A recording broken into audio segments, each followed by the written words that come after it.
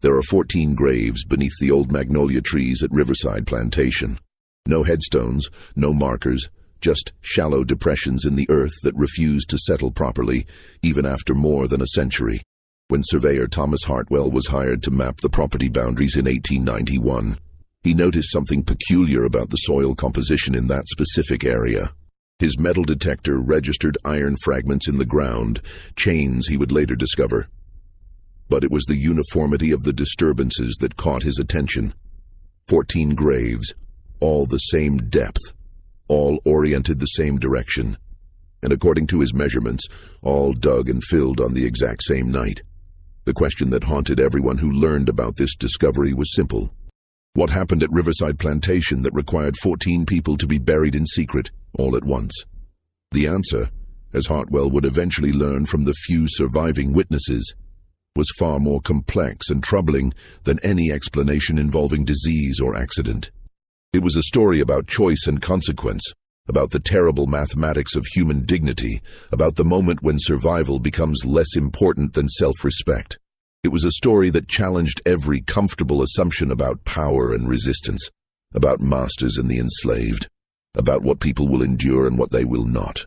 But in 1891, standing in that grove with his surveying equipment and his detailed notes, Hartwell knew none of this yet. He only knew that something significant had happened here, something that had left its mark on the earth itself, and that the truth was waiting to be uncovered if he could find someone willing to speak it. Samuel Brennan purchased Riverside Plantation in 1854 with money inherited from his late father's shipping business in Charleston. At 32 years old, he was ambitious but inexperienced in agriculture. A merchant's son who had spent his life calculating profit margins on cotton shipments rather than actually growing the crop. The property stretched across 800 acres along the Cooper River, with soil rich enough to grow quality cotton but neglected enough to be affordable. The previous owner, Charles Dunmore, had died without heirs 3 years earlier, and the estate had fallen into disrepair during the lengthy legal disputes that followed. Samuel arrived with his wife Margaret and their 5-year-old daughter Eleanor in late March, when the dogwoods were blooming and the air smelled of fresh earth and possibility. The journey from Charleston had taken most of the day, their carriage bouncing along rutted roads that showed years of neglect. As they turned onto the long drive leading to the main house, Margaret gripped Samuel's hand tightly. "It's larger than I imagined," she said, though her tone suggested this wasn't necessarily a compliment. The plantation house itself was a 2-story structure with wide porches and columns that had once been white, but now bore the grey stains of weather and time. Paint peeled from the shutters, and several boards on the upper porch appeared loose or missing entirely.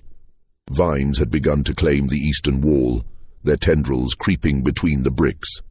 Inside, the furniture remained covered with sheets, and the windows were thick with dust that transformed the afternoon sunlight into a murky haze.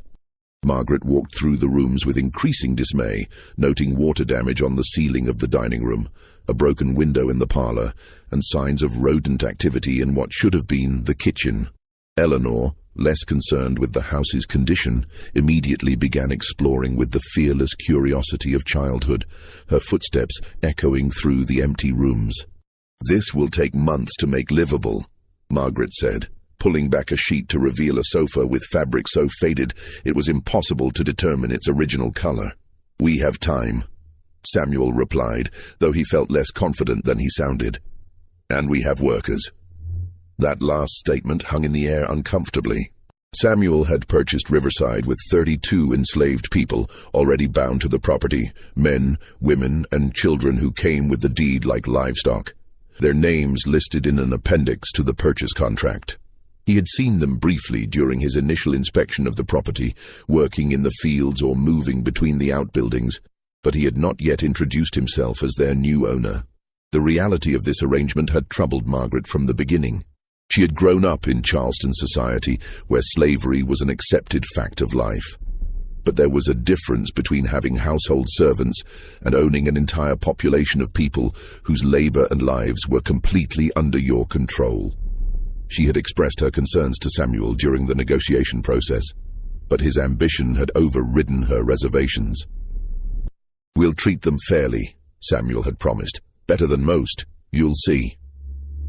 But Margaret understood, even if Samuel didn't yet, that fair treatment within an inherently unfair system was a contradiction that would eventually demand resolution. For now, though, she focused on the practical work of making the house habitable, directing their personal servants, whom they had brought from Charleston, in the work of cleaning and repairing.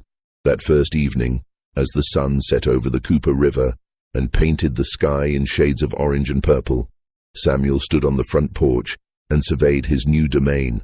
800 acres, 32 people, a house that needed extensive work, fields that hadn't produced a proper crop in 3 years. It was overwhelming and exhilarating in equal measure. He didn't notice the small group of people watching him from near the quarters. 3 older men and 2 women, their faces shadowed by the failing light, their expressions unreadable. They were taking the measure of their new master, just as he was taking the measure of his property. Though their calculations involved different variables, they were asking themselves the question that every enslaved person asked when ownership changed hands: would this one be better or worse than the last? Among them stood Henry, the plantation's overseer, a man in his 50s who had been born on Riverside and knew every acre of it better than anyone alive. He had survived Charles Dunmore's ownership through a combination of competence, careful deference, and the ability to anticipate what his master wanted before being asked. Now, watching Samuel Brennan on the porch, Henry was already beginning the complex work of understanding this new man's character, identifying his weaknesses and strengths, determining how to navigate the relationship in ways that might protect the people under his supervision. "What do you think?" asked the woman standing beside him.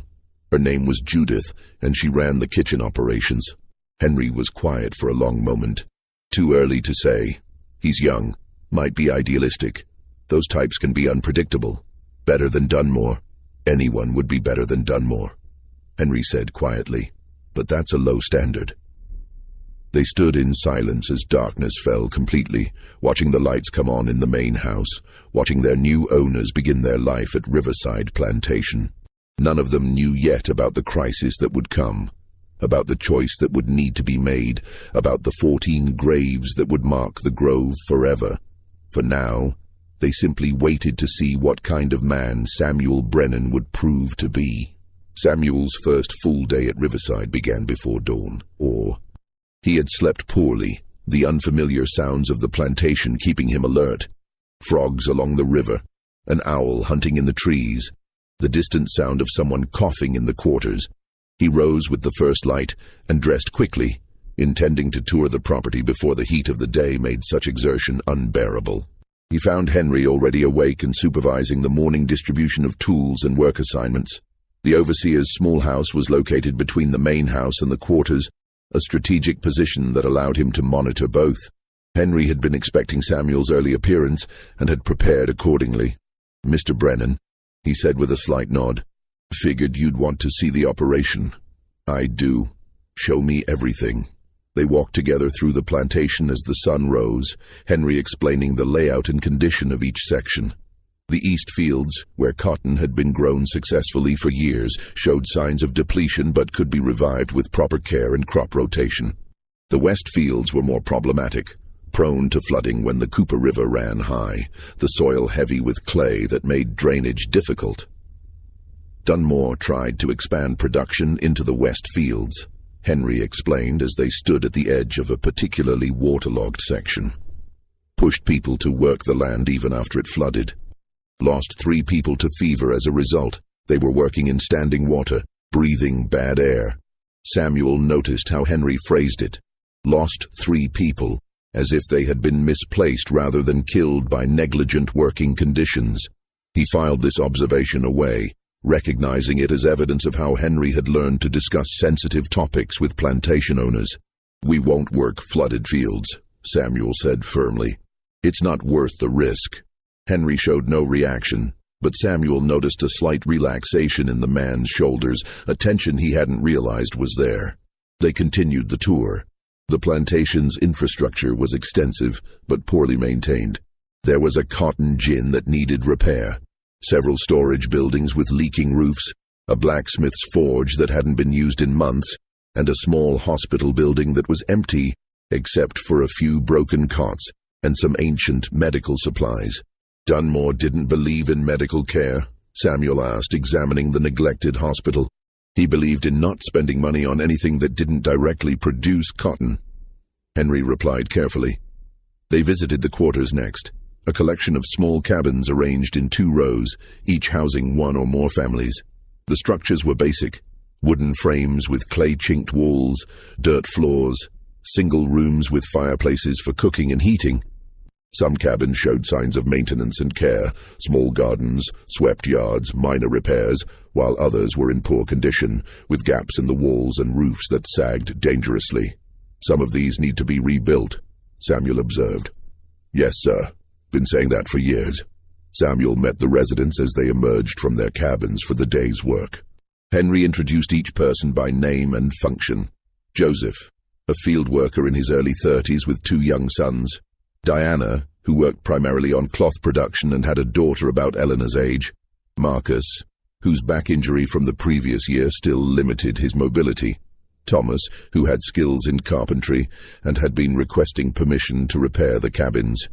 Anna, who knew herbal medicine and had been functioning as an unofficial healer. Each introduction was brief, the interactions formal and distant.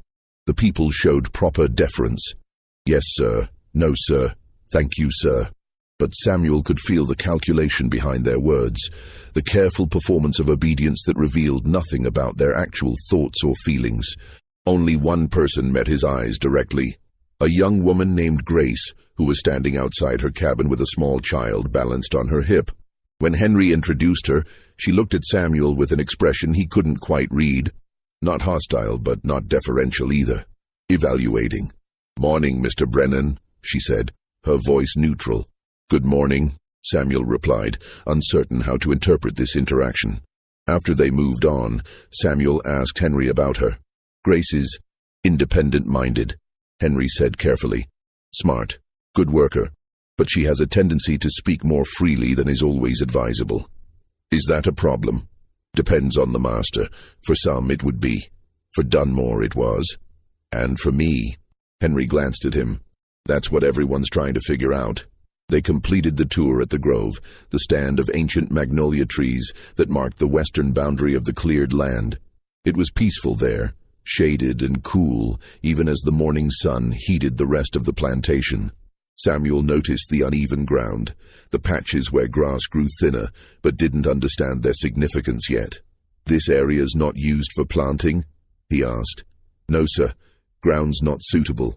Samuel accepted this explanation without question, not realizing that he was standing on the secret Henry and Ruth and the others had kept for 4 years, not knowing that beneath his feet lay the evidence of what happened when enslaved people reached the limit of what they could endure. They returned to the main house for breakfast. Margaret had already organized the kitchen and was serving a simple meal of eggs and bread. "How was your tour?" she asked. "Educational," Samuel replied. "There's more work to be done than I realized." That seems to be true of everything about this place.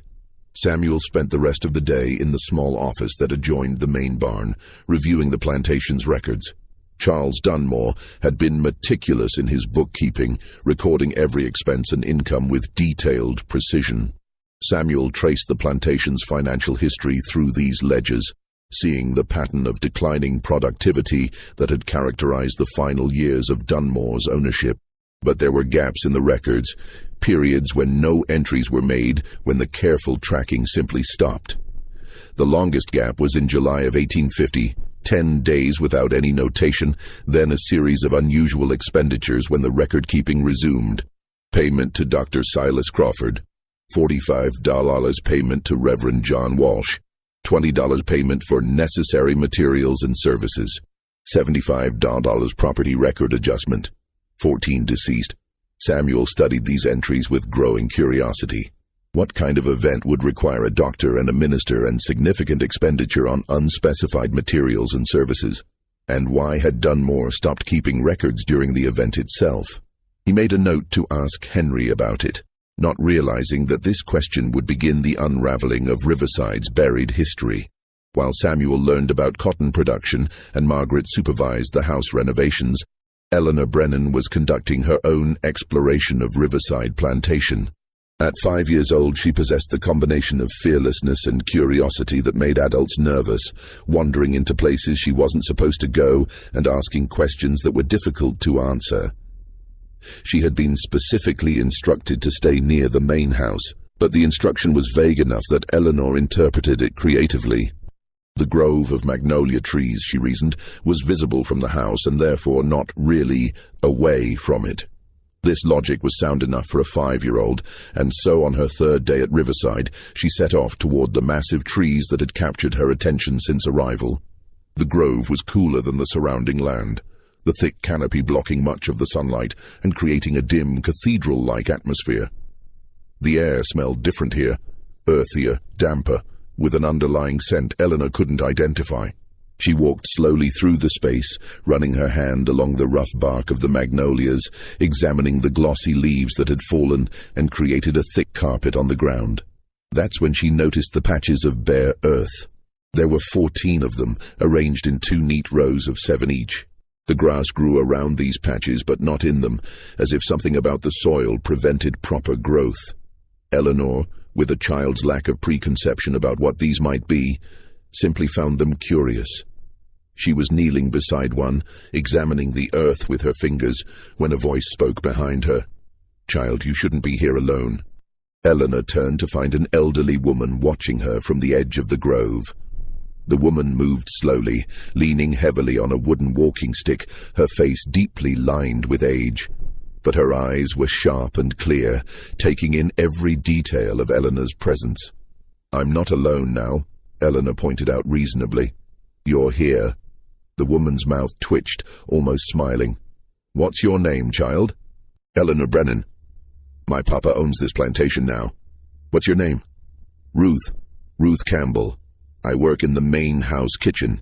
Eleanor stood and brushed dirt from her dress, a gesture her mother had repeated so many times it had become automatic. "Do you know why the grass doesn't grow here?"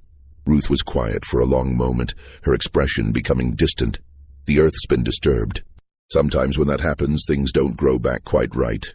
"Disturbed how?" "That's a complicated question." "I'm very smart," Eleanor said with the confidence of a bright child accustomed to adult praise. "I can understand complicated things." Ruth moved closer, her walking stick tapping against the exposed roots of a magnolia. She looked down at the patch of earth Eleanor had been examining, and something in her expression shifted. Grief, maybe, or the weight of memory. "There are people buried here," Ruth said quietly. Eleanor's eyes widened. "Really? Like a cemetery?" "Something like that." "Where are the headstones?" "There aren't any." "Why not?" Ruth sat down carefully on a fallen log at the edge of the grove, her old bones protesting the movement. Eleanor, sensing a story, sat beside her without hesitation. "Because the people buried here weren't considered important enough for headstones," Ruth explained. "They died, and they were buried, and nobody wrote down their names or marked where they were laid to rest." "That's sad," Eleanor said with the straightforward emotional honesty of childhood. "Everyone's important." "I agree, but not everyone else does." "Do you know who they were?" Ruth looked at the girl beside her, this child of privilege who had wandered innocently into the plantation's darkest secret. She considered how to answer, how much truth a 5-year-old could carry, how much of the story needed to be told. "I knew them," Ruth said finally. "They were my friends. They lived here, worked here, had families here. They were people with names and stories and dreams, just like you." "How did they die?" "That's the complicated part." Eleanor waited, patient in the way children can be when they sense adults are struggling with difficult truths. "They made a choice," Ruth continued carefully. "A choice about how they wanted to live and what they were willing to accept. And that choice led to consequences. Bad consequences." "What kind of choice?" Ruth shook her head slowly. "You're young yet. Maybe when you're older someone will explain it properly. For now, just know that these people deserve to be remembered, even though they don't have fancy stones with their names carved on them." Eleanor processed this information with serious concentration. Then she asked, "Can I help remember them?" How would you do that? I could visit here sometimes. I could make sure nobody forgets about this place. Ruth felt something tighten in her chest. Surprise, gratitude, hope, all mixed together. You'd do that? Yes, Eleanor said simply, because everyone's important and everyone should be remembered. From that day forward, Eleanor made the grove part of her daily routine. She would collect wildflowers from the fields and lay them on the patches of disturbed earth, one flower for each grave. She didn't understand the full story yet, wouldn't understand for years, but she grasped the essential truth that this was a place of significance, a place that deserved attention and care. Ruth often found her there and would sit with her, gradually sharing more details about the people who rested beneath the magnolias. Not the full story, not the terrible conclusion, but the human details that made them real. Joseph loved to sing. Diana could braid hair in beautiful patterns. Marcus carved small wooden animals for the children. These visits didn't go unnoticed. The other enslaved people at Riverside observed Eleanor's attention to the grove with a mixture of confusion and cautious approval. Here was the master's daughter, treating their dead with respect, acknowledging losses that had been officially buried and forgotten. Margaret noticed as well and was considerably less approving. "You need to stop letting her go to that place," she told Samuel one evening after Eleanor had been put to bed. "What place?" "The grove. Where the previous slaves are buried." Samuel looked up from the agricultural journal he had been reading. "How do you know there are slaves buried there?"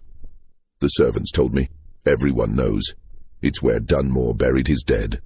"Then it's a cemetery, and there's nothing inappropriate about a child visiting a cemetery." Margaret's voice rose in frustration. "It's not a proper cemetery, Samuel. There are no markers, no Christian burial, no what? No recognition that the people buried there were human beings worthy of respect."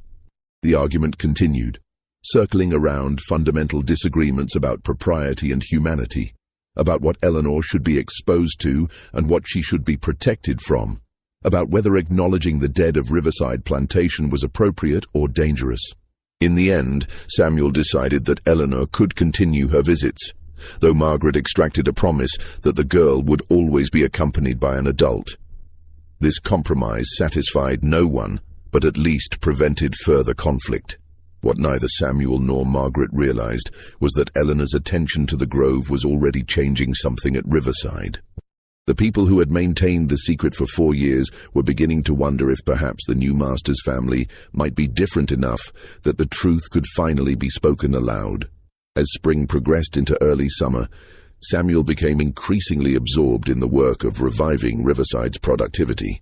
He studied agricultural techniques, consulted with experienced planters from neighboring properties, and made careful decisions about planting schedules and resource allocation. The cotton fields were showing promising growth, and Samuel allowed himself to feel cautiously optimistic about the plantation's prospects.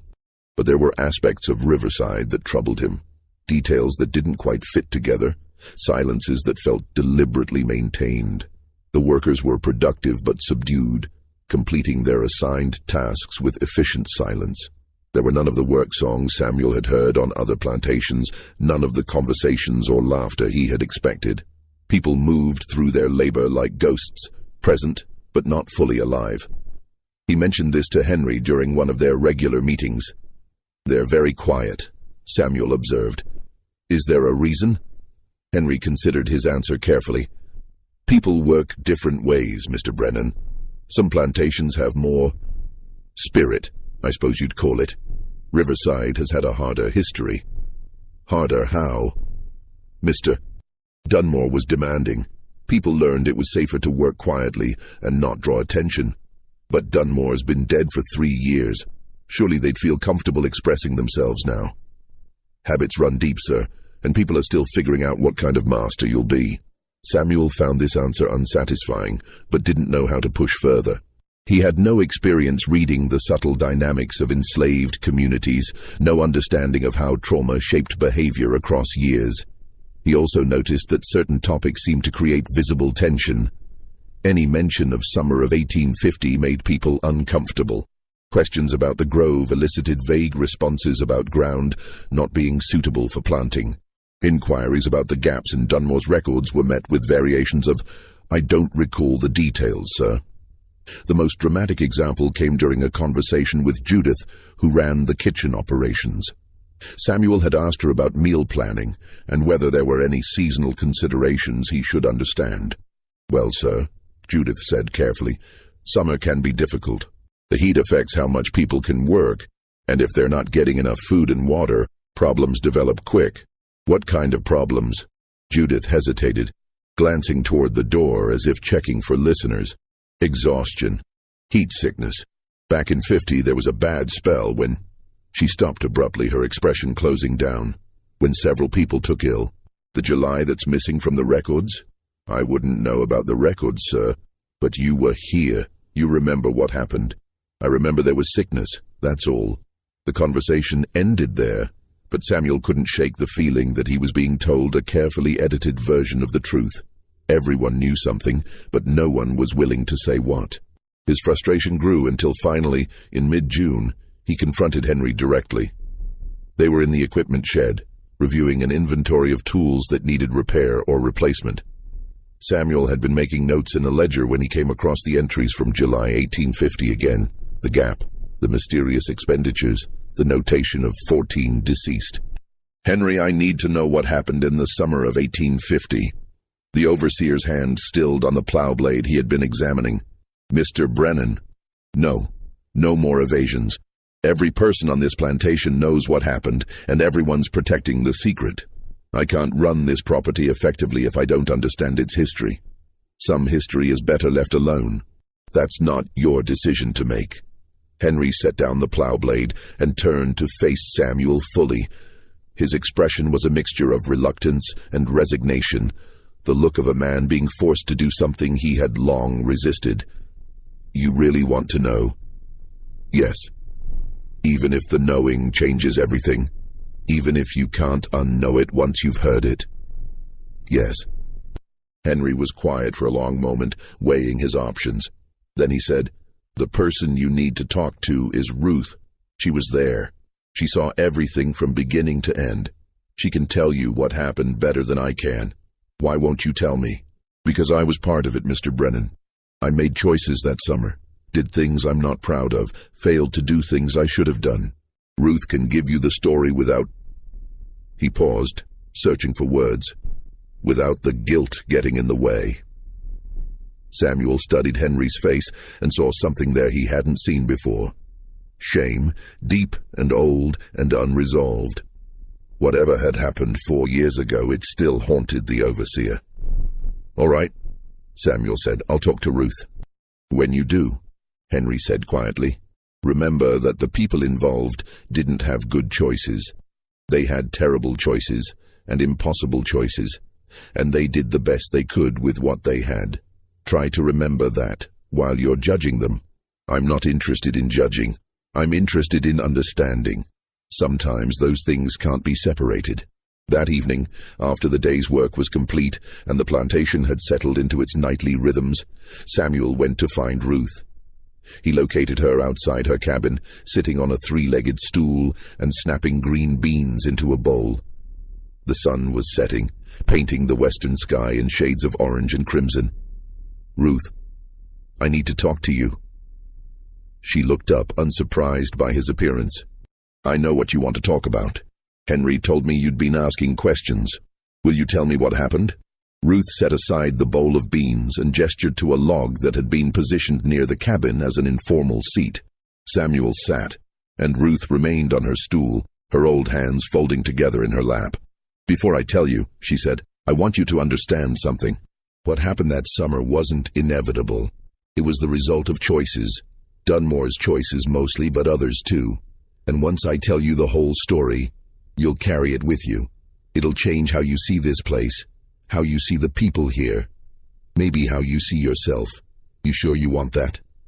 "I'm sure." Ruth nodded slowly. "All right then. I'll tell you about the summer of 1850, and about the 14 graves in the grove, and about how ordinary people ended up making extraordinary choices because there was nothing ordinary left available to them. Ruth's voice took on the quality of someone who had told this story before, at least to herself, in the quiet hours of night. Samuel listened without interruption as she began. The trouble started in June of 1850, though the seeds had been planted long before that. Mr. Dunmore had always been demanding, expected hard work, long hours, didn't tolerate what he considered laziness, but he'd been manageable, in the way a harsh master can be manageable if you know the rules and follow them. Then he got word from Charleston that his creditors were getting impatient. The plantation hadn't been producing the way it used to, and he owed money to the banks, to his suppliers, to other planters he'd borrowed from. They were threatening to call in his debts, which meant he'd lose Riverside if he couldn't pay. Dunmore's response was to increase production immediately. He cut the break time during work, added hours to each day, eliminated the Sunday rest period. He said we'd work harder until the plantation was profitable again, and anyone who couldn't keep up would be sold south to the rice plantations. Samuel knew enough about plantation economics to understand the threat. The rice plantations in the Deep South were notorious for brutal conditions and high mortality rates. Being sold south was one of the worst fates an enslaved person could face. How did people respond? He asked. Most tried to keep up. What choice did they have? You work or you get punished, sold, killed. Those are the options when you're someone's property. But the pace Dunmore was demanding wasn't sustainable, especially not in summer heat. Joseph tried to talk to Dunmore about it. Asked respectfully if there could be more water breaks, shorter work periods during the hottest part of the day. Dunmore had him whipped for insubordination, 10 lashes in front of everyone, to make sure we all understood that there would be no negotiating. After that, people stopped complaining, they just tried to survive. July came in hot, hotter than anyone could remember. The kind of heat that makes the air shimmer, makes you dizzy just standing still. And Dunmore pushed harder. Longer hours, faster pace, less water, less food, because he said we were eating into the profit margins. Then a girl named Sarah collapsed. Ruth paused, her hands tightening in her lap. Samuel waited, sensing that this was where the story turned from difficult to unbearable. Sarah was 14, sweet girl, always singing while she worked. She'd been in the field since before dawn that day, no shade, no breaks. Temperature must have been close to 100 degrees. She just fell, right into the cotton plants. Didn't make a sound, just went down like someone had cut her strings. Henry carried her back to the quarters. We tried everything, cool water, shade, fan-and-gee her to bring down the fever. Nothing worked. She died just after sunset. Dunmore's response was to say we'd work an extra hour the next day to make up for the lost productivity. Samuel felt his stomach turn. He didn't even acknowledge that she died because of his orders? No, sir. He didn't acknowledge that at all. Called it a weakness in her constitution, said he'd make sure to buy hardier stock in the future. That's the word he used, stock. Like she was a horse that had gone lame. Ruth's voice had remained steady throughout this recitation, but Samuel could hear the anger beneath the calm surface, fury that had been banked for 4 years but never extinguished. That's when everything changed. Ruth continued. People weren't just scared anymore, they were angry, the kind of angry that burns away fear at least for a while.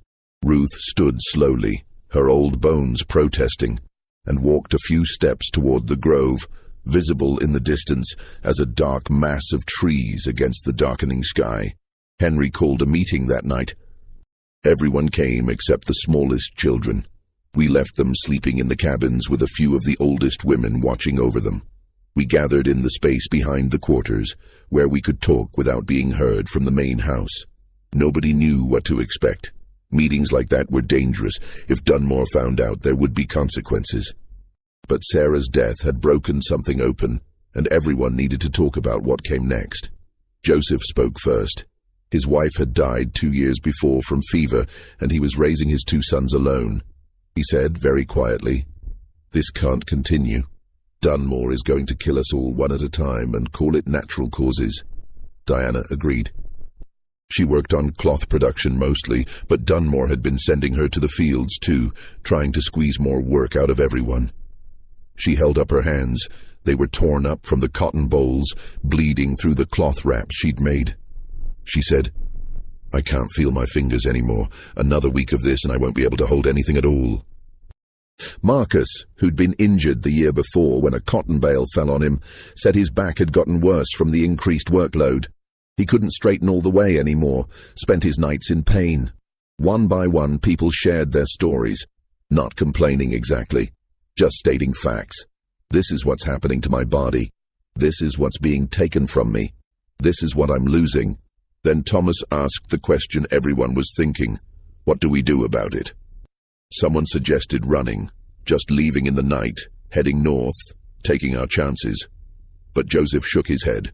Dogs, he said. Catchers. Dunmore has connections across 3 states, and even if some of us made it out, he'd take it out on whoever stayed behind. You know he would.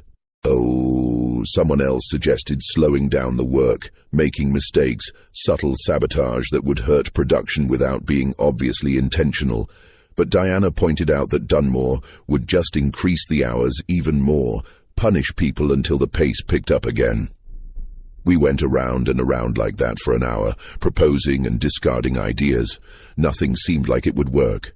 Nothing seemed like it would change the fundamental situation. We were trapped, and Dunmore held all the power. Then Grace spoke. You met her. Young woman with the baby. Back then, she didn't have children yet, was only 19 years old. She'd been quiet through most of the meeting, just listening. But finally she said, what if we stop trying to win? What if we just try to end it on our terms? Everyone looked at her. Nobody understood what she meant at first. Grace continued, we can't beat Dunmore. We can't escape him. We can't negotiate with him.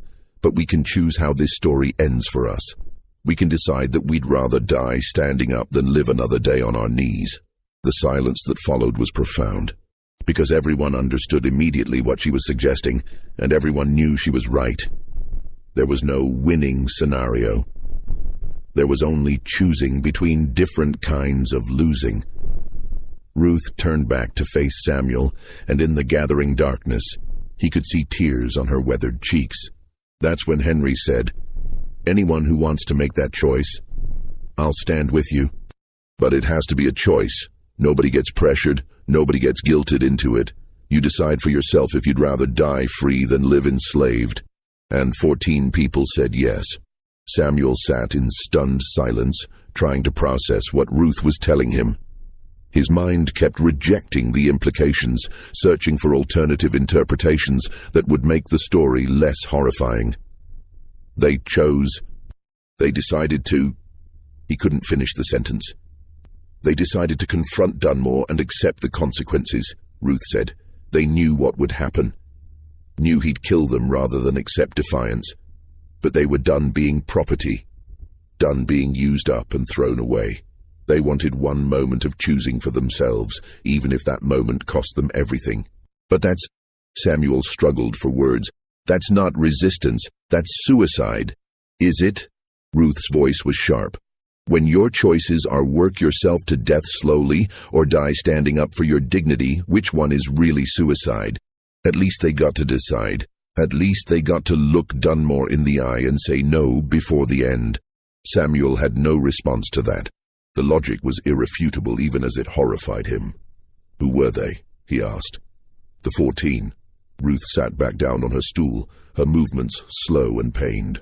I'll tell you about each one, because they deserve to be known as people, not just numbers in a tragic story. Joseph Hendricks was 32, had 2 sons, ages 7 and 5. Strongest man on the plantation, could carry twice what anyone else could. Loved to sing, had a voice that could carry across the fields, deep and rich. His boys adored him. Diana Wells was 29, could braid hair in patterns so intricate they looked like art. Had a daughter who was 8. Diana had been teaching her to read in secret, using a Bible she'd found hidden in the main house years before. Marcus Reed was 41. Before his injury, he'd been the plantation's best carpenter. Could fix anything, build anything. He carved small wooden animals for the children, horses, birds, rabbits. Every child here had at least one of Marcus's carvings. Thomas Carter was 23. Was courting Grace, actually. Planned to ask Dunmore's permission to marry her. He was gentle, patient, the kind of person who never raised his voice even when he had every reason to. Anna Price was 35, knew herbs and healing. She's the one who took care of people when they got sick or injured. Delivered most of the babies born on this plantation in the last 10 years, including your daughter's age group. James Foster was 27, could tell stories that made everyone laugh, no matter how tired they were. Had a gift for mimicking people's voices and mannerisms. Even in the worst times, James could find something to make people smile. Eliza Hayes was 31. Made beautiful quilts from scraps of fabric. Every quilt told a story, though you had to know how to read the patterns to understand them. Some of her quilts were maps, actually, ways to navigate north if anyone ever tried to run. William Grant was 19. Fastest runner anyone had ever seen. Could outpace the dogs if given a head start. He'd been planning to run north, had been studying Eliza's quilts to learn the route. But after Sarah died, he decided he'd rather stand with his community than save himself alone. Rebecca Shaw was 42, knew dozens of spirituals by heart, led the singing on Sundays when Dunmore allowed us to gather for services, had a voice like an angel, clear and pure and full of longing. Daniel Brooks was 38, was gentle with animals. Horses that were fractious with everyone else would calm down for Daniel. Dogs would follow him around like he was their master. Children, too. They gravitated to him because he never lost patience. Never got angry. Sarah Monroe was 22. Yes, same name as the girl who collapsed. They weren't related, but they'd been close friends. After Sarah the younger died, Sarah the elder said she couldn't keep going, couldn't keep working for the man who'd killed her friend. John Ellis was 53, the oldest of the 14. Had been born on this plantation, worked here his entire life. His wife had died years before, his children sold away when Dunmore needed money. He had nothing left but his dignity, and he wanted to die with it intact. Catherine Wright was 26, could sew anything, made all the clothes for the plantation from raw fabric. Her stitches were so neat, and even they looked like machine work. She had nimble fingers and endless patience. Robert Stone was 34, had been teaching himself to play the fiddle. He'd found a broken one in the main house storage and had been slowly repairing it, teaching himself songs by ear. He could play 3 songs well enough to dance to. Those were the 14, each one a complete person with skills and dreams and connections to others. Each one loved by someone. Each one convinced that dying with dignity was better than living without it. Ruth paused in her telling, accepting a dipper of water Samuel had retrieved from the well. She drank slowly, gathering her strength to continue. They spent 2 days preparing. Not preparing weapons or planning an escape, preparing themselves mentally and spiritually for what they'd decided to do. Joseph spent time with his sons, teaching them things he wanted them to remember. How to track animals in the woods, how to start a fire without flint, how to tell which plants were safe to eat. He didn't tell them what he was planning. How do you explain something like that to children? But I think some part of him hoped that the lessons would help them survive whatever came after. Diana wrote down everything she'd been teaching her daughter about reading. She couldn't risk keeping written material. If Dunmore found it, it would mean punishment for everyone. So she had to trust her daughter's memory. She spent hours going over letters and sounds, making sure it was all firmly lodged in the girl's mind. Marcus finished a set of wooden carvings he'd been working on, one for each of the children on the plantation. He distributed them the night before, telling each child to keep their animals safe and remember who made it for them. Thomas finally told Grace how he felt about her, asked if she'd consider marrying him if he survived what was coming. She said yes, knowing it was an impossible dream, but needing to say it anyway.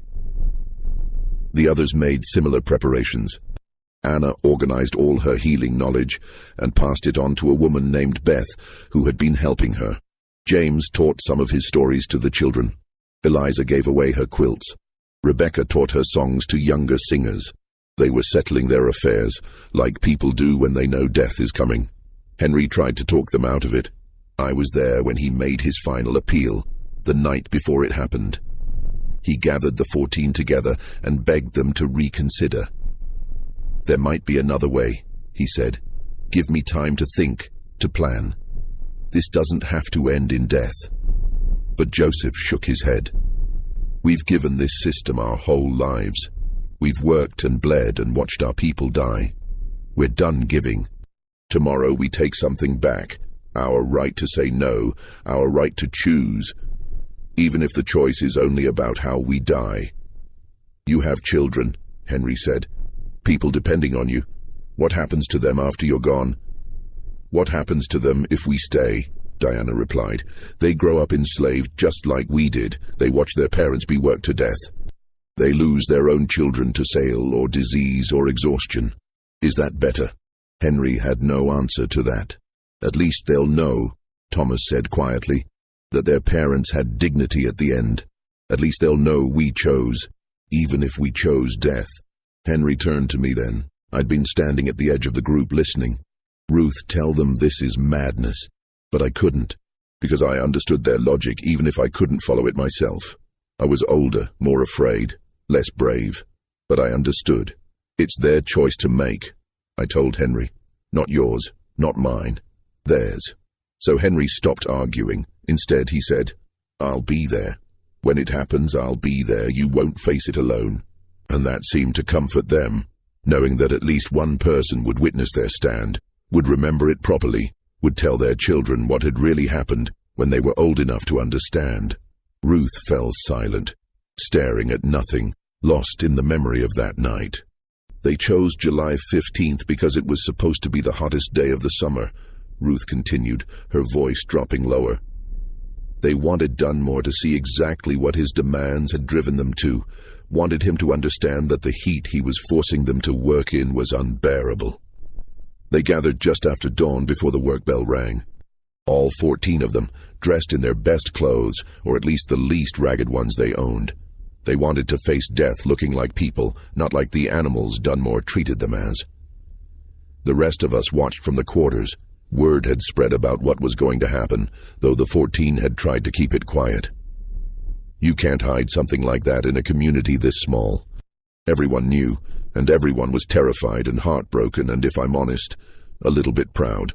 They walked together to the main house, didn't march or shout or make threats, just walked with quiet dignity, 14 people who had decided they were done being slaves.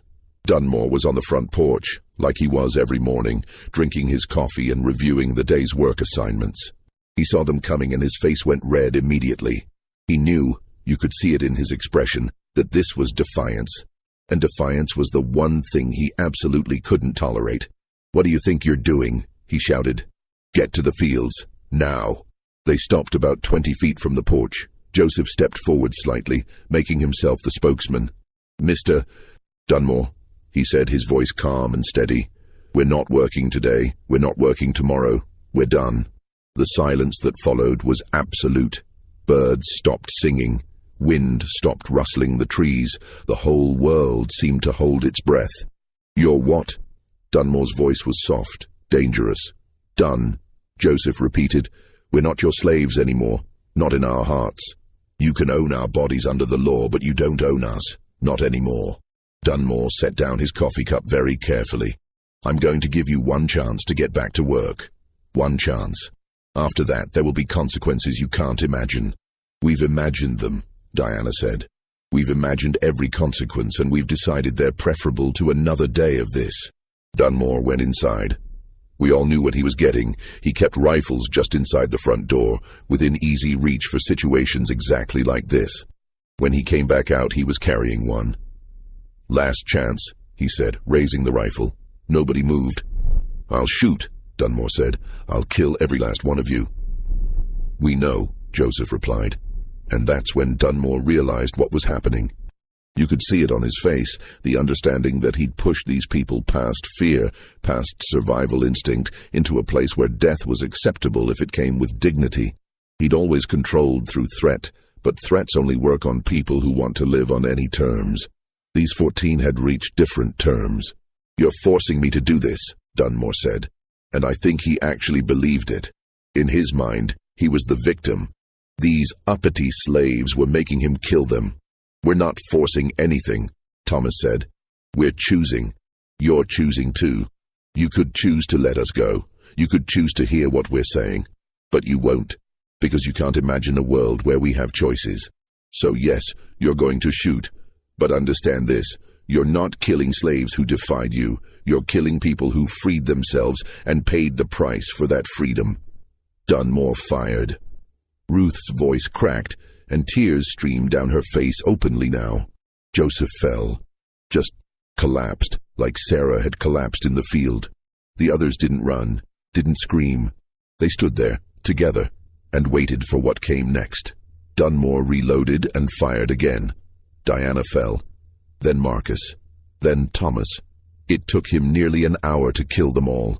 He had to reload after each shot, and I think part of him kept hoping they'd break, run, beg for mercy, but they didn't. Each person stood there calmly, watched their friends die, and waited their turn. Anna was singing when she died, one of Rebecca's spirituals. Rebecca joined in, and soon all of them who were still alive were singing. Their voices got quieter, as there were fewer of them, but they sang until the last one fell. Robert was last. He just looked at Dunmore and said, "My name is Robert Stone. Remember it." Then he died too. Dunmore stood there for a long time after, staring at the bodies. I think he was in shock. He'd expected them to break, and they hadn't, and he didn't know what to do with people who chose death over submission. Finally, he went back inside without a word. That's when Henry walked out from where he'd been standing. He'd positioned himself where he could see everything but where Dunmore wouldn't notice him. He went to each body and checked for life. Some had died instantly. Others took longer, bleeding out or struggling to breathe with damaged lungs. Henry stayed with each person until they passed, held their hands, spoke to them quietly, made sure they didn't die alone. Ruth wiped her eyes with the corner of her apron, struggling to compose herself enough to continue. After the last one died, Henry started digging. He chose the grove because the magnolias gave shade, and because it was far enough from the main house that Dunmore wouldn't have to see the graves if he didn't want to. The rest of us came to help. We dug 14 graves in that hard summer earth, working in silence because nobody trusted themselves to speak without breaking down completely. It took hours. We weren't strong, weren't rested, weren't fed well enough for that kind of labor. But we did it.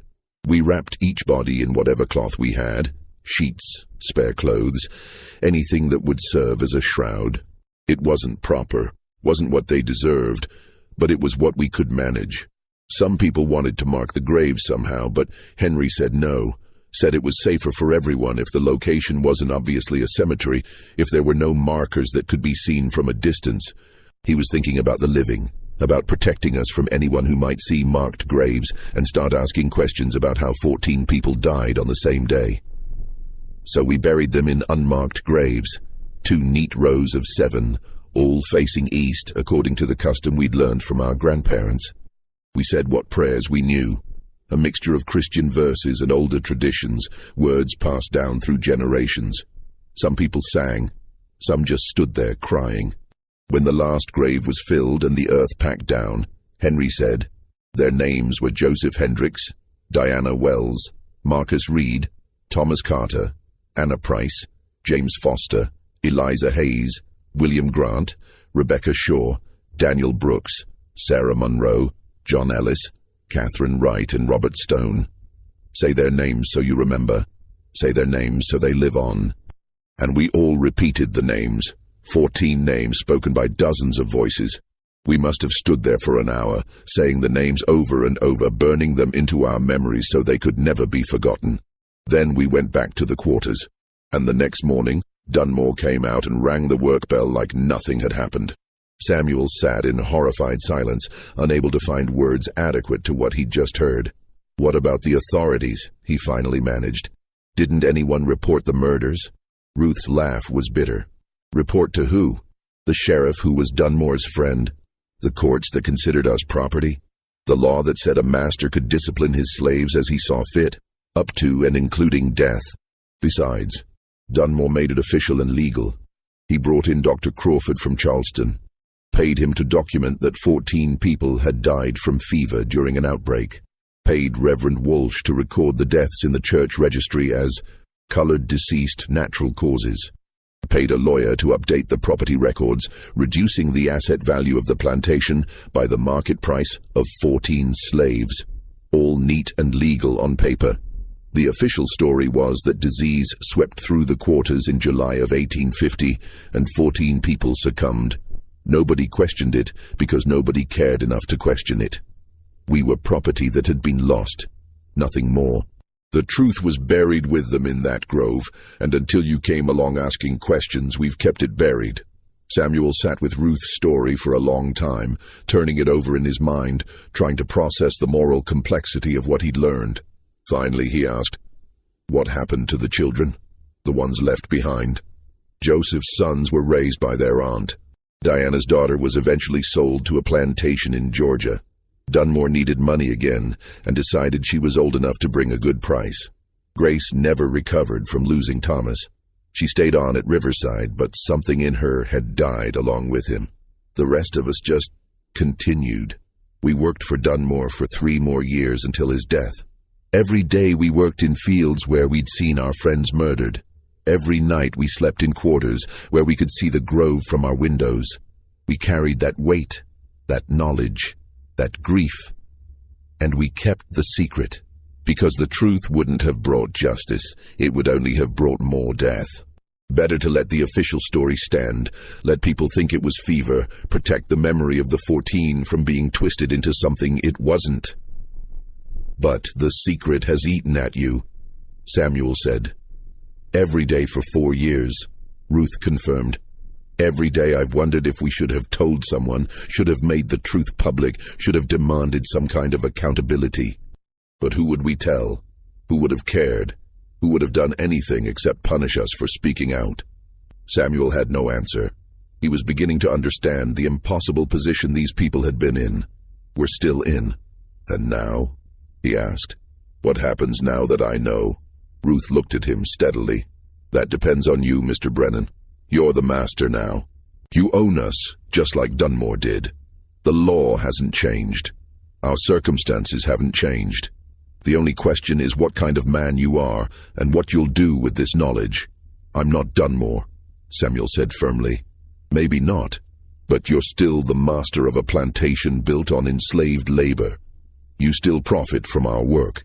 You still have legal authority to sell us, punish us, work us until we die. Knowing the story doesn't change those facts."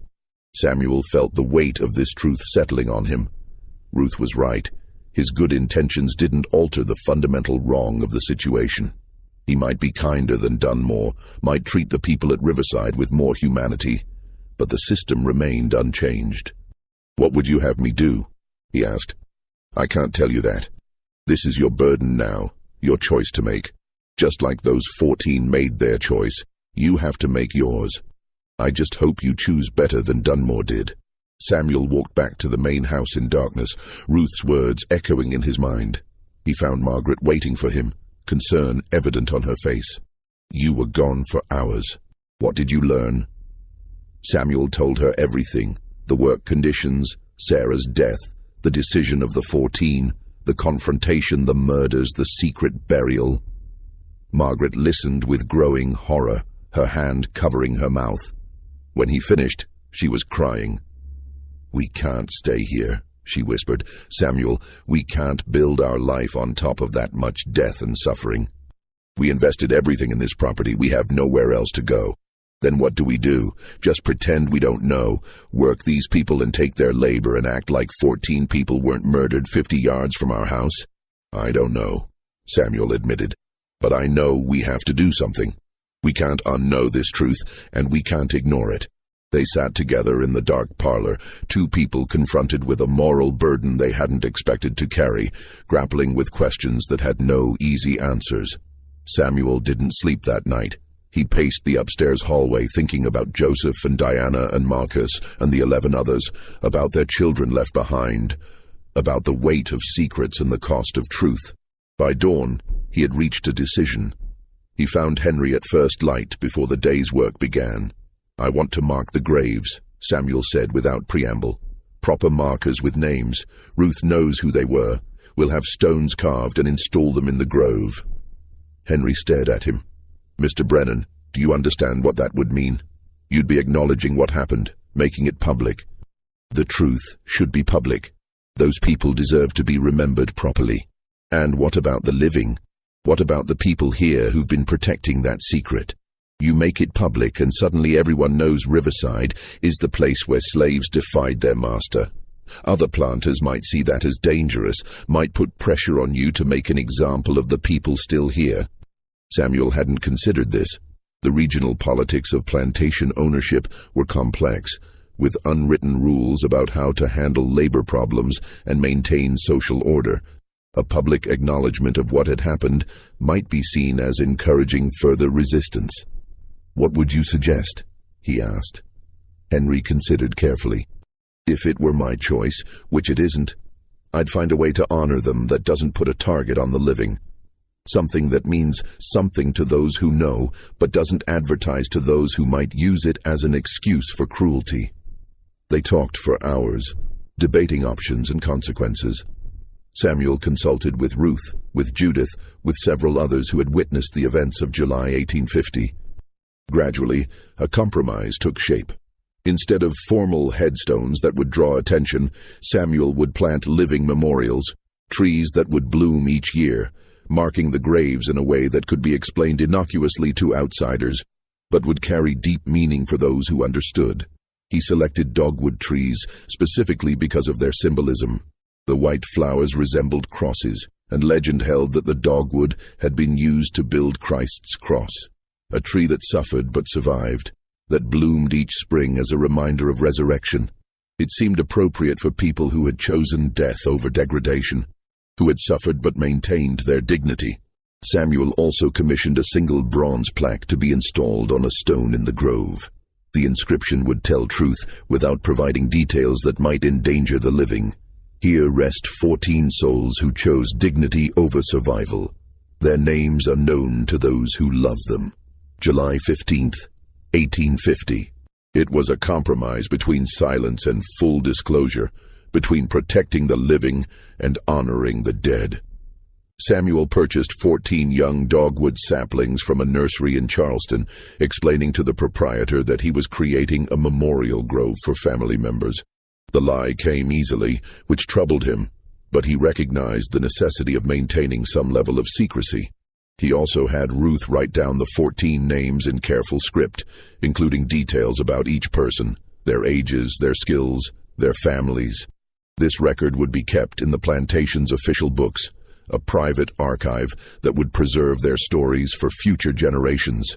The memorial ceremony was planned for late September, when the worst of the summer heat had passed, and the work of planting trees would be less physically demanding. On the chosen morning, Samuel gave everyone at Riverside the day off from work. This decision raised eyebrows among the neighboring planters who somehow learned of it, but Samuel didn't care. This was a day for remembering, not working. The entire plantation community gathered in the grove, more than 30 people, including children who had never fully understood what had happened there 4 years ago. Samuel had Henry set up rough benches made from split logs, creating a space that felt like an outdoor chapel. Eleanor stood beside her parents, holding her mother's hand tightly. At 8 years old, she still didn't know the full story, but she understood this was significant.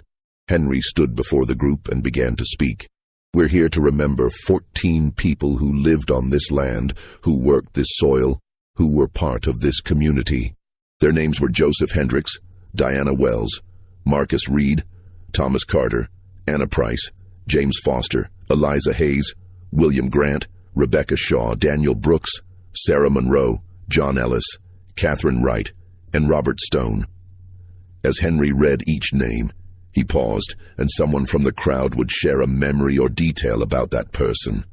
After Joseph's name, he could sing like nobody else. His voice carried across the fields and made the work feel lighter.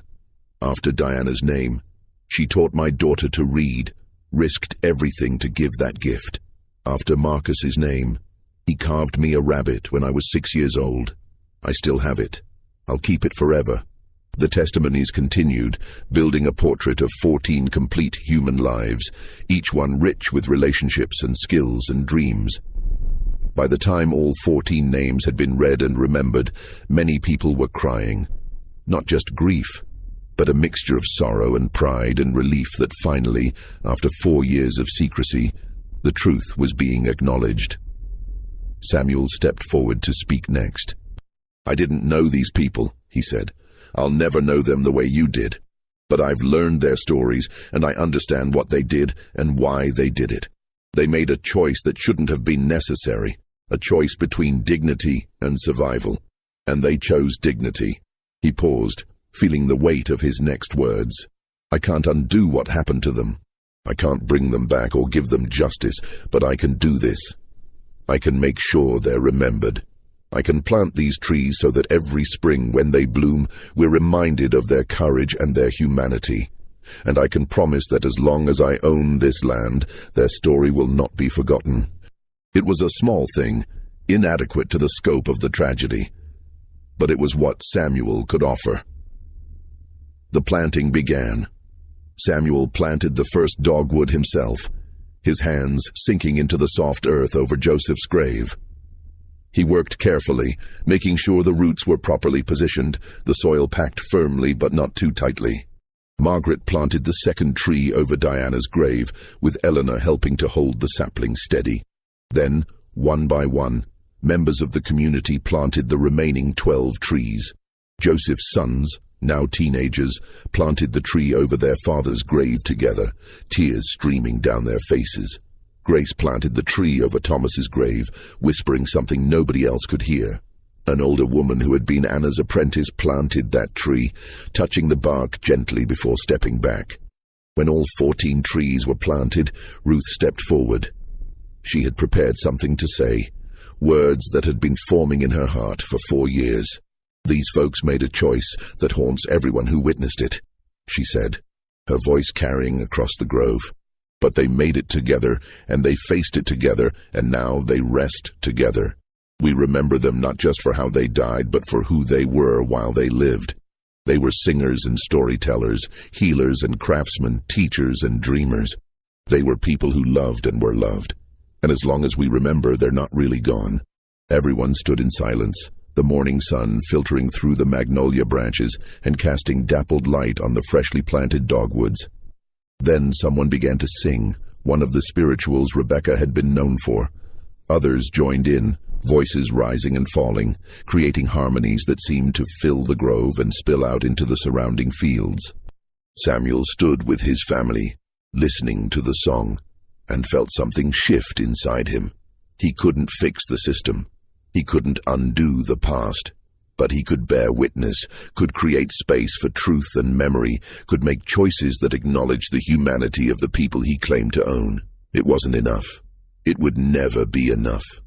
But it was what he could do, and so he would do it. Word of the memorial spread quickly through the regional planter community. Within 2 weeks, Samuel was receiving visitors, some curious, some concerned, some openly hostile. James Whitfield, who owned a neighboring plantation, was among the first to arrive. He found Samuel in the office reviewing crop reports. "Brennan, we need to talk about what you did." Samuel looked up. "What I did?" "This memorial ceremony, honoring slaves who defied their master. Do you have any idea what kind of message that sends? I honored people who died on my property. That's all. That's not all, and you know it. Word is you're treating the defiance as some kind of heroic act, planting trees and holding ceremonies. You're making martyrs out of people who should have been examples of what happens when slaves get uppity." Samuel felt anger rising. They weren't slaves in that moment. They were people choosing dignity over degradation. They were property refusing to work. And you're celebrating that. The argument continued, Whitfield insisting that Samuel's actions were dangerous, that they could inspire similar acts on other plantations, that the social order depended on enslaved people understanding the absolute nature of their master's authority. Samuel defended his decision, arguing that acknowledging humanity wasn't the same as encouraging rebellion, that treating people with basic respect actually made them more cooperative, not less. But Whitfield was unmoved. He left with a warning. "You're going to find it difficult to do business in this region if you keep this up." Banks won't extend credit to someone who coddles his slaves. Buyers won't want cotton from a plantation known for having labor problems. You're isolating yourself, Brennan. And he was right.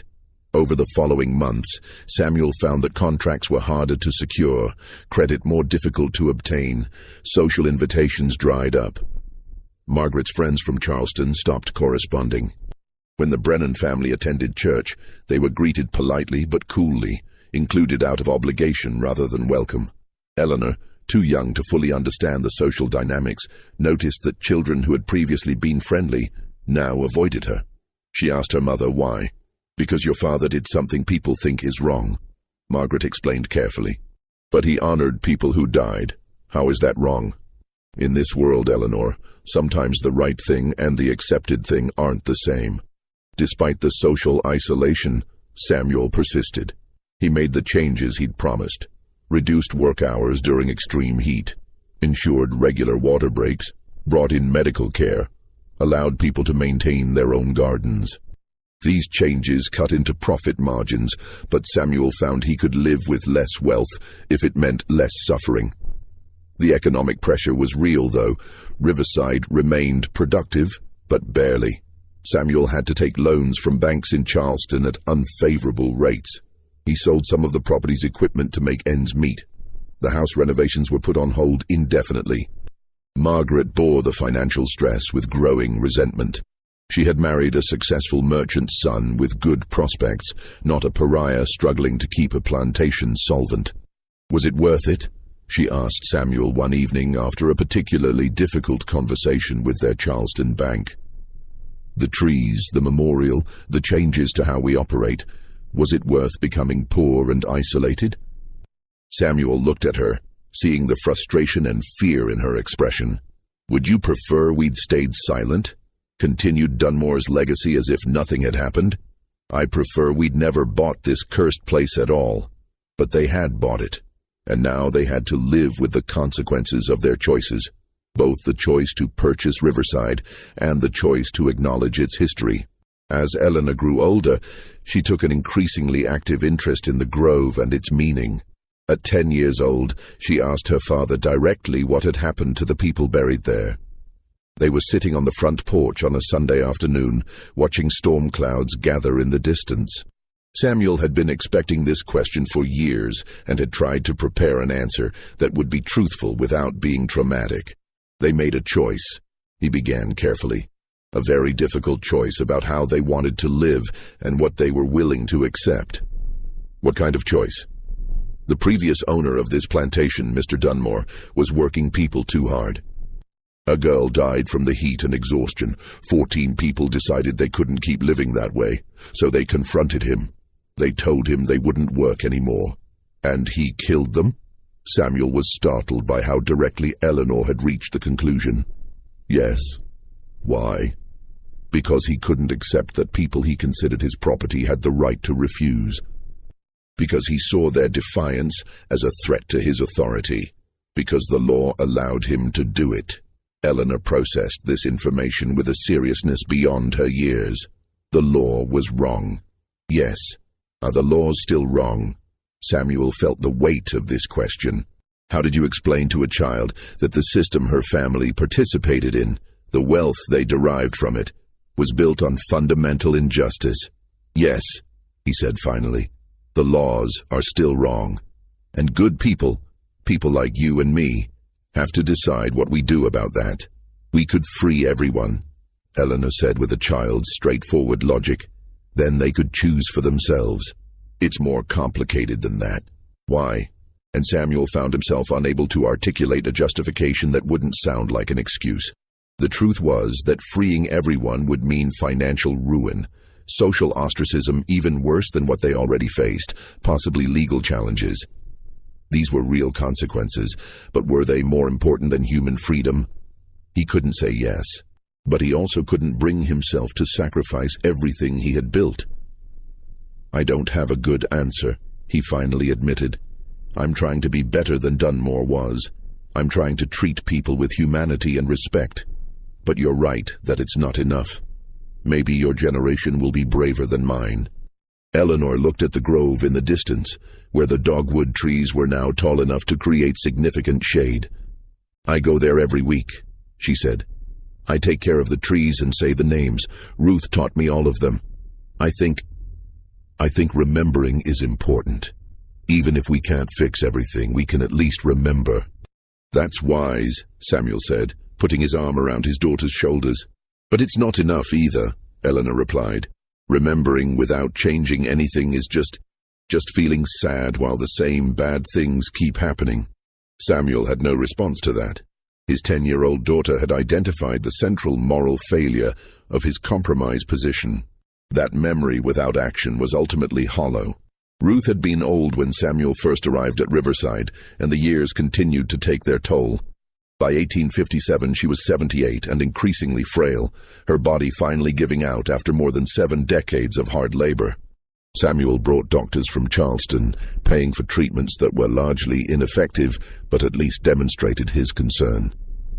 Ruth was moved to a better cabin, given lighter duties, provided with whatever comfort could be managed within the constraints of the plantation system. But she was dying, and everyone knew it. On a warm evening in June, Ruth asked to be taken to the grove one last time.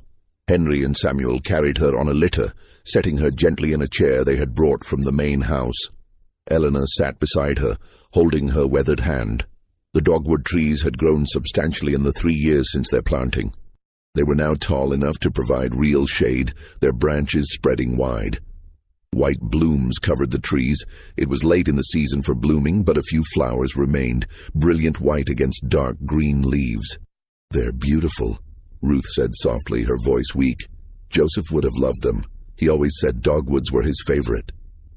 "Tell me about them again," Eleanor requested. About all of them. So Ruth did, one last time.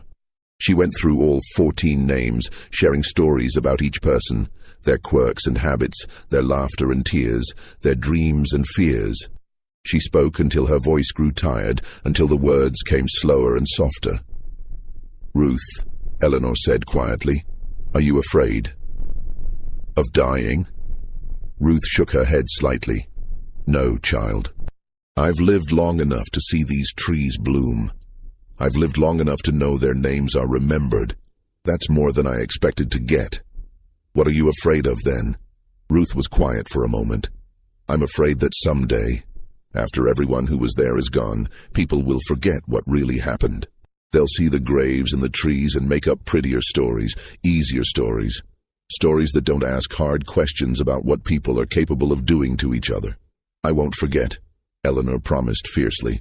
"I'll make sure my children don't forget either. I'll tell them the true story, the hard story." "Will you?" Ruth looked at the girl beside her. "Even if telling the truth makes people uncomfortable, even if it threatens your family's position?" "Yes," Eleanor said without hesitation. Ruth smiled faintly. "Then I can rest easy. The story will outlive me."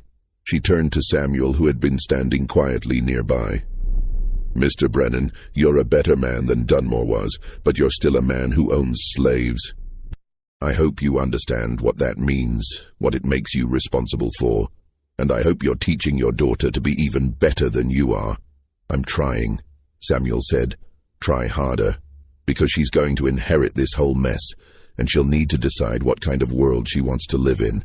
Make sure she has the courage to choose better than our generation did." Ruth died 2 days later, peacefully in her sleep. Samuel had her buried in the grove, among the 14 she had remembered so faithfully. A 15th dogwood tree was planted over her grave, and her name was added to the journal. Ruth Campbell, Keeper of Memory, age 78. The inscription on her section of the journal, written by Samuel himself, read, "She carried the weight of truth when others would have chosen the comfort of silence. She remembered when forgetting would have been easier. She taught us that bearing witness is sacred work." The tensions that had been building across the country finally erupted in 1861. South Carolina was among the first states to secede, and Charleston, just miles from Riverside, became a flashpoint of the conflict. Samuel watched the approach of war with deep ambivalence. He understood the economic arguments for secession, the political grievances about state sovereignty. But he also understood that at the heart of it all was slavery, the institution that had haunted him since that conversation with Ruth 7 years earlier. When Confederate forces fired on Fort Sumter in April 1861, Samuel knew that everything was about to change. The war years were difficult at Riverside. Many neighboring plantations had their owners and overseers leave to join the Confederate Army, leaving the properties barely managed and production declining. Samuel, now 49 years old, was too old for conscription and had no desire to fight for a cause he couldn't fully support. But the war affected Riverside nonetheless. Union blockades made it difficult to sell cotton even when it could be grown. Confederate requisitions took food and supplies. Young men from the surrounding area were conscripted, leaving fewer workers available for harvest. And there were rumors, persistent growing rumors, that enslaved people were escaping to Union lines when Northern forces came within reach. That they were being freed, employed, even enlisted to fight against their former masters. Henry, now 68 years old, came to Samuel in the fall of 1863 with a request that had been unthinkable 4 years earlier. "Mr. Brennan, some of the younger folks are talking about leaving, heading toward the coast where Union forces are operating. I wanted you to hear it from me before you heard it from someone else." Samuel had known this was coming. Who's planning to go? Grace and her children. Thomas's sons, Joseph's boys, Diana's daughter, if she can make it back from Georgia. Maybe a dozen others. When? Soon, before winter makes travel too difficult. Samuel was quiet for a long time. Then he said, "I won't stop them." Henry stared at him. "You won't?" "No, I won't organize it, won't help directly because that could bring legal trouble on everyone who stays, but I won't stop them. I won't send dogs after them. I won't report them to the authorities." "That's not what I expected." "What did you expect?" "Honestly, I expected you to say you'd hold them to their legal obligation, that the law said they couldn't leave, that you'd use force to keep them here if necessary." Samuel shook his head. "I've spent 10 years wrestling with the moral contradictions of this place. I'm not going to compound those contradictions by forcing people to stay when they have a chance at freedom." "They might all leave," Henry warned. "If word gets out that you're not pursuing runaways, everyone might go. Then they go. I'll face whatever consequences come." As it turned out, not everyone left. Some people, particularly the elderly and those with deep ties to the land, chose to stay, at least for now. But over the course of 1864, the population of Riverside gradually diminished as people took their chances with Union lines. Grace was among the first to go. She came to Samuel before leaving and said something he would never forget. "Thank you for the trees, for remembering Thomas and the others. It doesn't make up for anything, doesn't change what this place is, but it meant something, still means something."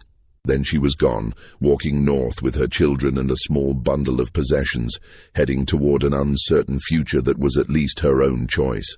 The Confederacy fell in 1865. The 13th Amendment abolished slavery, and Samuel Brennan found himself in a world that had fundamentally changed while leaving many structures intact.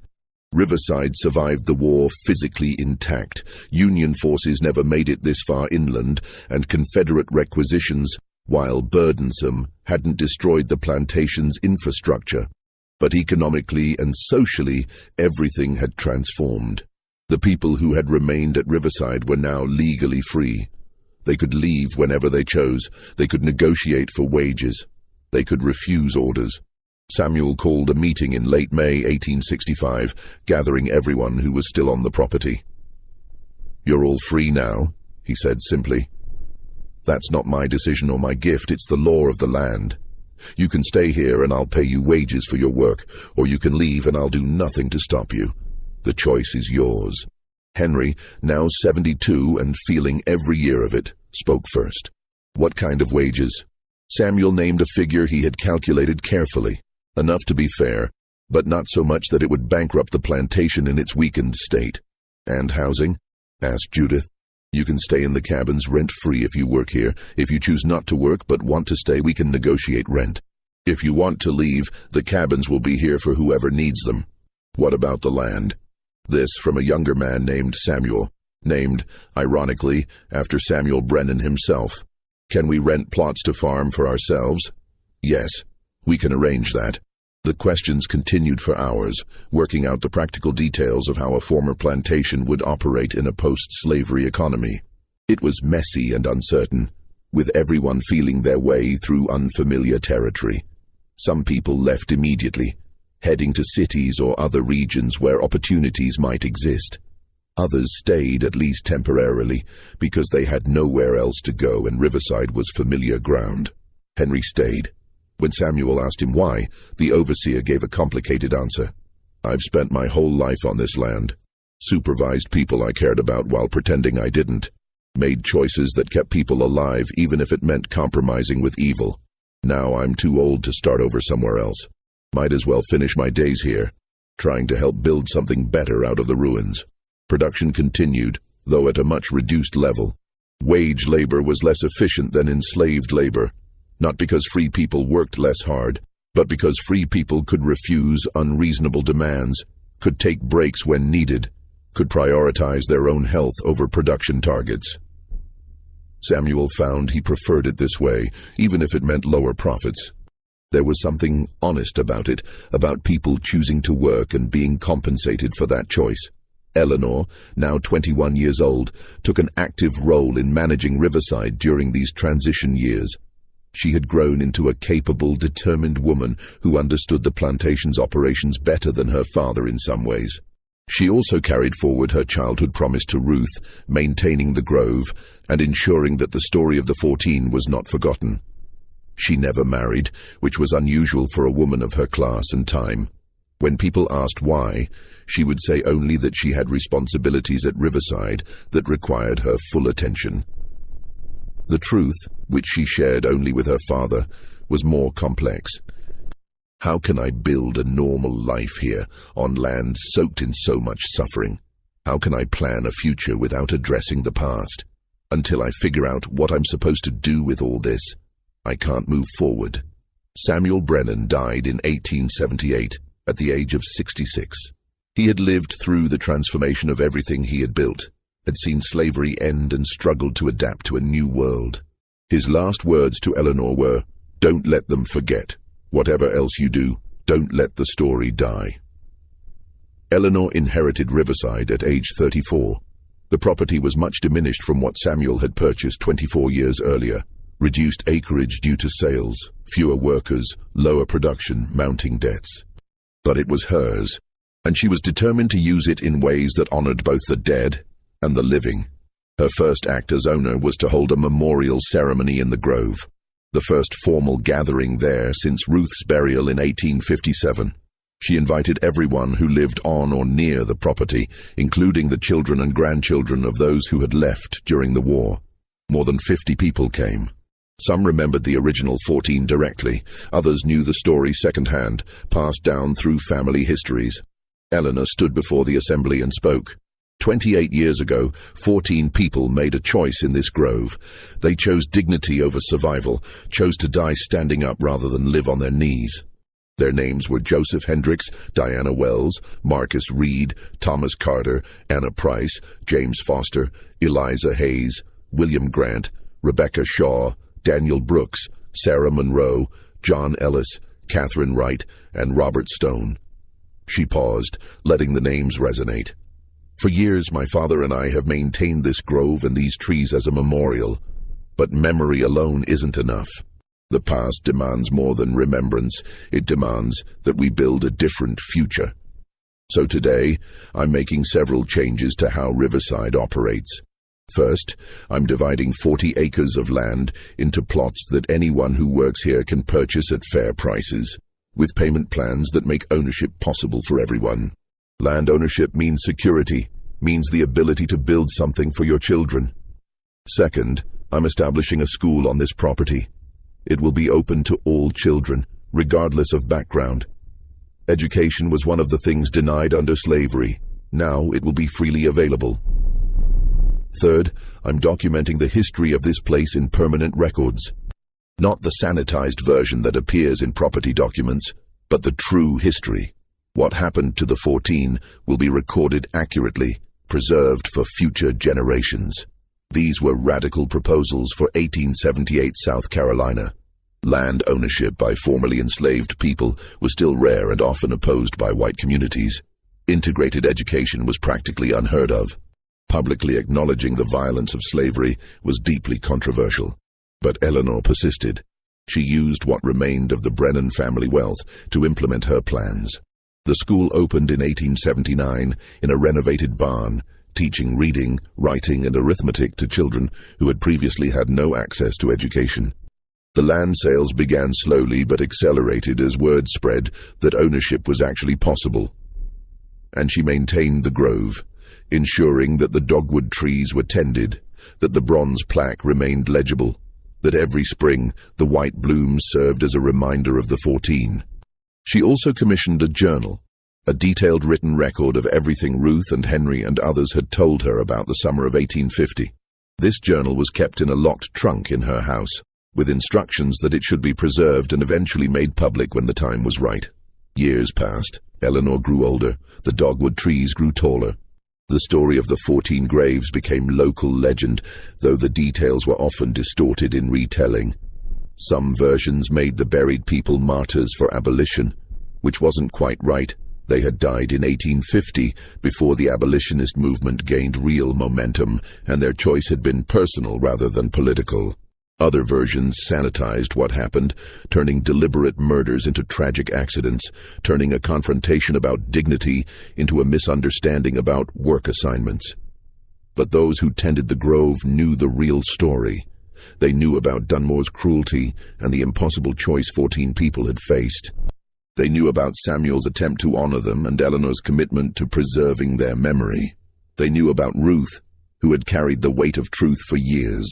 The truth, protected by those who cared enough to preserve it, endured. Eleanor never had children of her own, but she essentially adopted dozens of young people who came through her school, teaching them not just academic subjects, but also the moral lessons embedded in Riverside's history. The past can't be undone, she would tell her students, but it can teach us.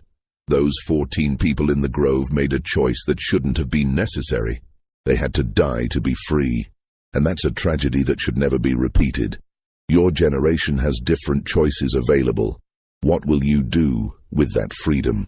She lived until 1899, dying at age 55 from pneumonia that her weakened body couldn't fight off. She was buried in the grove, the 16th dogwood planted over her grave. The inscription in the journal written by one of her former students read, "Eleanor Brennan carried forward the work of remembrance her father began. She transformed a place of death into a place of learning. She proved that bearing witness is only the first step. What matters is what you do after you know the truth."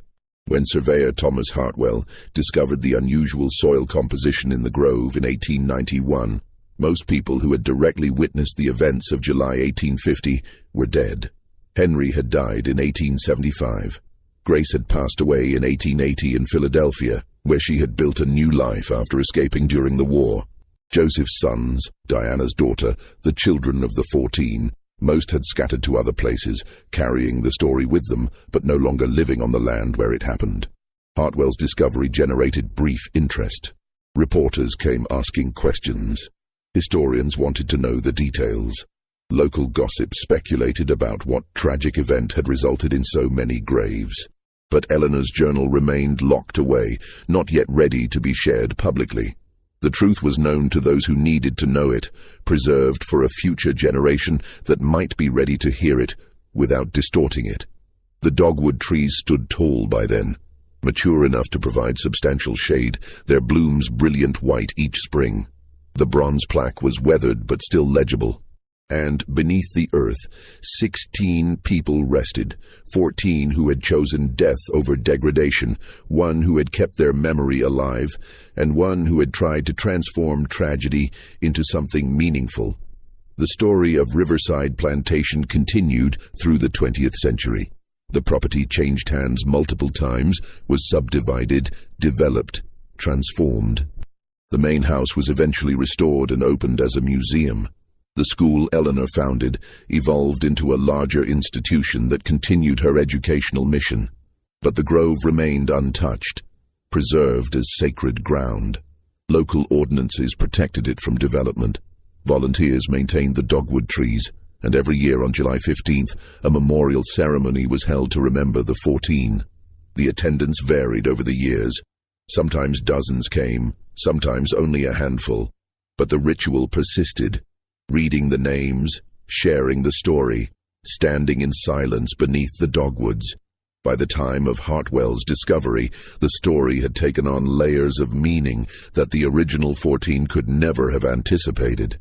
They had made a personal choice about dignity in an impossible situation, but their choice had become a symbol of resistance, of the human need for self-determination, of the price of freedom, of the weight of history.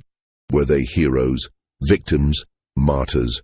Perhaps all of these, or perhaps none of these labels, quite captured the complicated truth of what they did and why. What mattered most in the end was that they were remembered, not as anonymous casualties of a brutal system, not as property that had been lost, not as footnotes in someone else's story. They were remembered as people, Joseph and Diana and Marcus and the others, who had lived and loved and chosen and died on their own terms.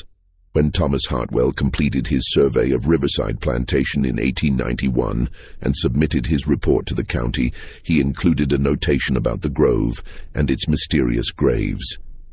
But he never learned the full story.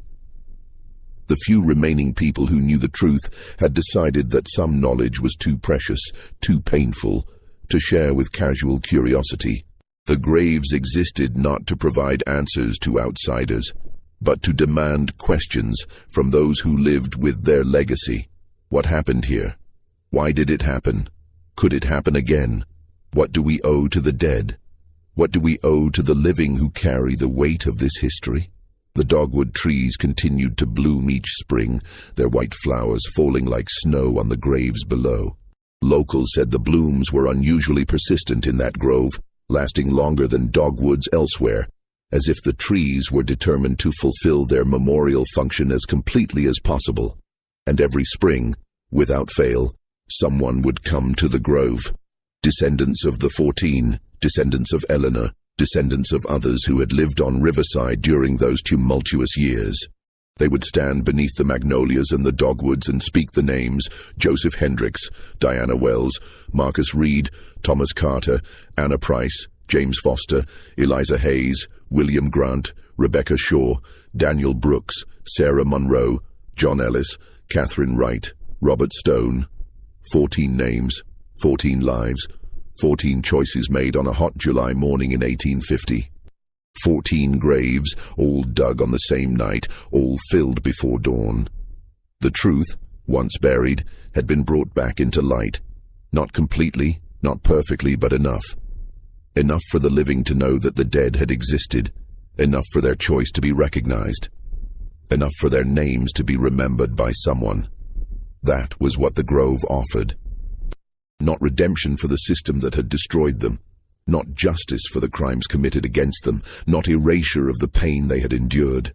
Just simple, stubborn, persistent memory, and in a world that preferred to forget uncomfortable truths, that preferred easy stories to complicated ones, that preferred silence to the hard work of bearing witness, memory was its own form of resistance.